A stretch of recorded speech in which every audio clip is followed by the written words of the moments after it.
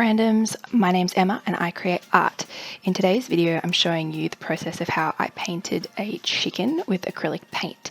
It's called a silkie chicken or a bantam chicken. I'm probably saying that wrong. Bantam chicken. One of my patrons, Pat, has multiple little fluffy chickens and I just thought they were so cute that I had to paint one. So you'll notice that there is a little me in the corner that's moving very fast and it doesn't match up to what I'm saying now, and that's because this is the footage from a stream that I did on Twitch a while ago. So if you'd like to watch live art and games, be sure to check out my link in the description below. Anyway, I received a cute little set of paints from my aunt and I thought I would use them to paint something. So when I paint with acrylics, I don't tend to follow a process as such, even though I said I'm going to show you my process. But I guess I just mean that I'm going to show you how I painted this one this time.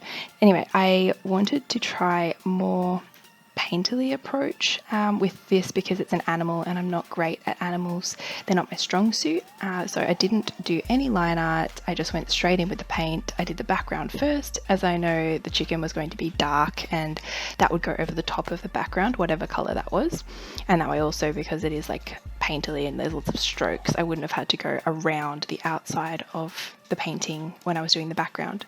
I probably should have let the background dry a bit more before I started painting or putting down the shapes, because luckily enough this time it didn't smear or blend too much, as the acrylics were pretty, like, they dry pretty quickly.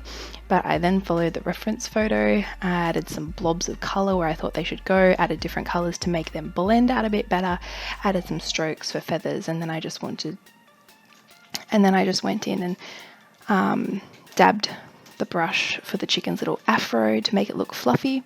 I kind of just kept applying paint and touching up bits and pieces until I was happy with it and happy with the way it was looking.